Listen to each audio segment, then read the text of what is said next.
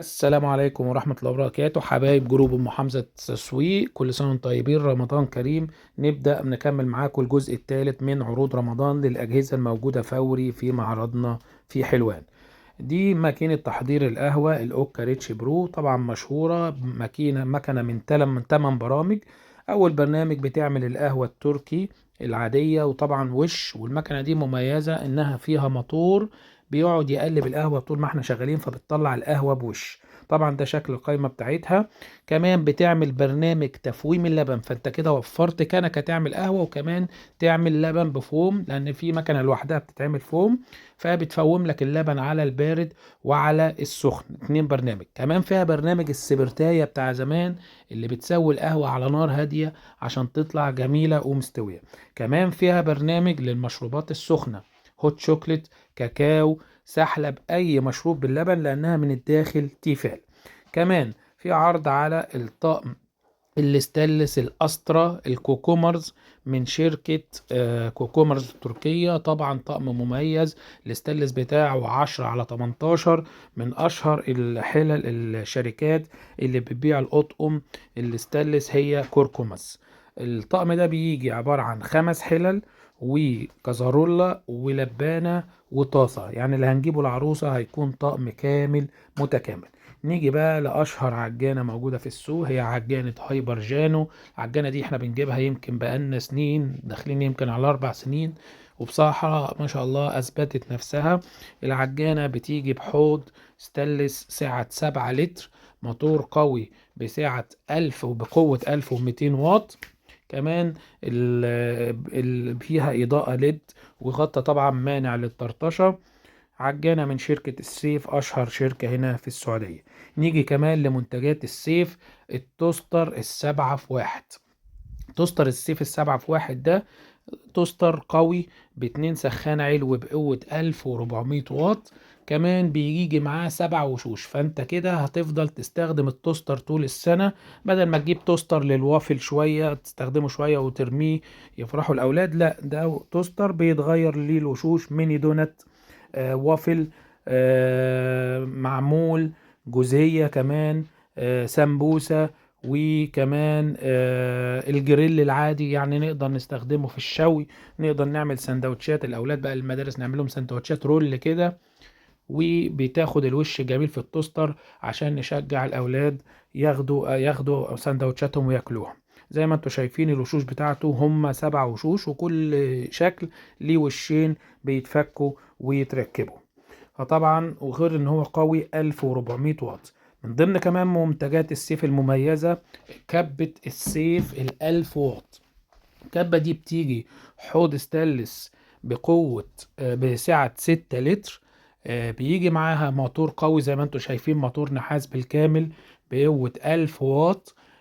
كمان بيجي معاها شفرتين، وزي ما انتم شايفين كده الراس بتاعت الشفرة معدن، الترس اللي بيركب فيه في الموتور معدن، يعني هي معدن بالكامل. بيجي معاها شفرتين، واحدة للحمة، 4 أسلحة، وواحدة للخضار. كمان عندنا المكنسة اللاسلكية فيليبس، المكنسة دي مميزة، اللي عايز بقى عليها عرض كمان يا جماعة جامد جامد. المكنسة دي لاسلكية، وميزة المكانس اللاسلكية ان احنا بقى مش هنبقى مرتبطين بسلك، يعني نقدر نكنس بيها العربيات، نقدر الاماكن اللي ما بنطولهاش. كمان وزنها خفيف على ايد ست البيت، بتشتغل ما شاء الله لمدة 35 دقيقة متواصلة لحد ما تتشحن تاني، فهنقدر ننجز بيها البيت. من ضمن كمان عروض التنظيف البلاك اند ديكر ال15 في 1. 15 في 1 بتيجي بسخان قوي 1600 واط، التانك من ميه 500 ملي او نص لتر.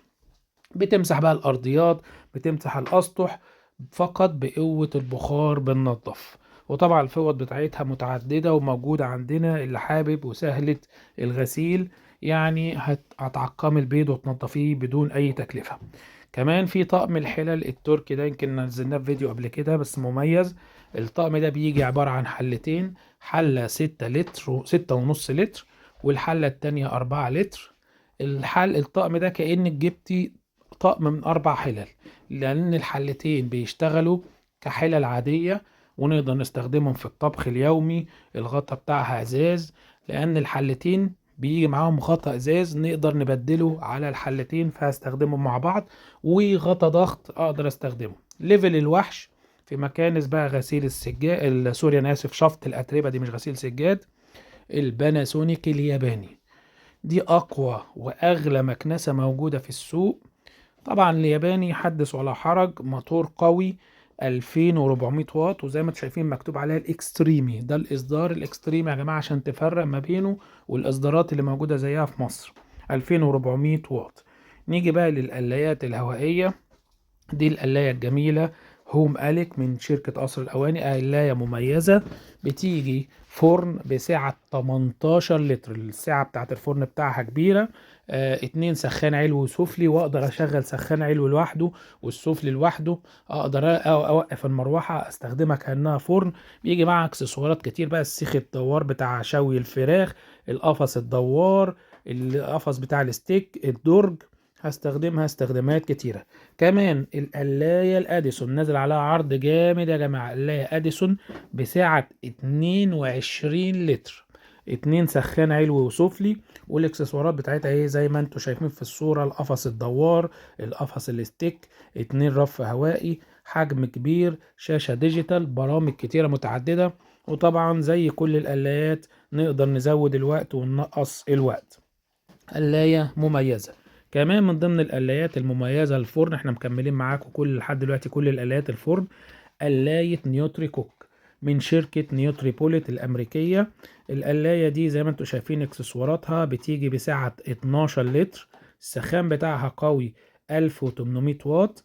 بيجي بقى معاها القفص الدوار عشان نعمل الفشار، 3 أرفف للقلي الهوائي زي ما انتم شايفين.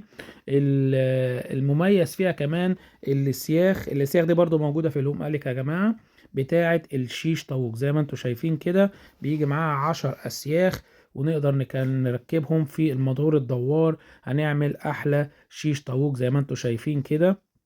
أو كمان أسياخ أو نستخدمها للكفتة.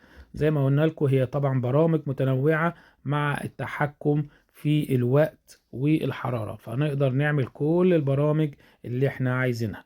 برضو من ضمن أجهزة الشركة دي القلاية الدرج بتاعتها نيوتري كوك، برضو قلاية مميزة بصراحة، أنا بستخدمها في البيت، جميلة وصوتها هادي جدا، ما بنسمعش ليها صوت.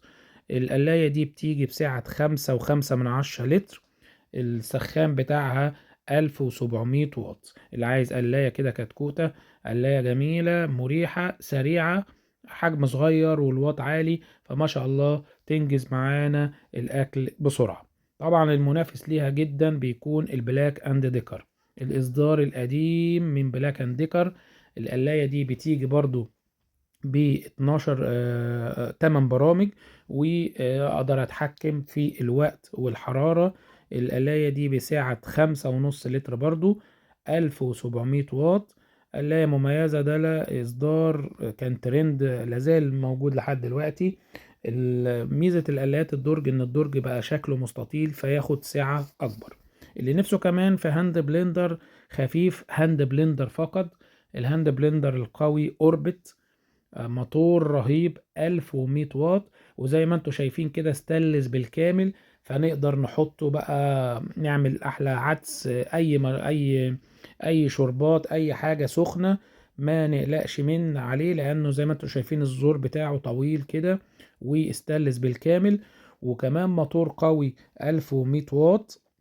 بيجي معاه كده شاف شقة عشان نستخدمه كخلاط، بسعة نص لتر. اللي نفسه فقط في هاند بلندر فقط لا غير، مريح جدا وستانلس، وبيجي كمان سرعتين، يا اما سرعة بطيئة يا اما سرعة اسرع بقى، يعني سرعة تانية.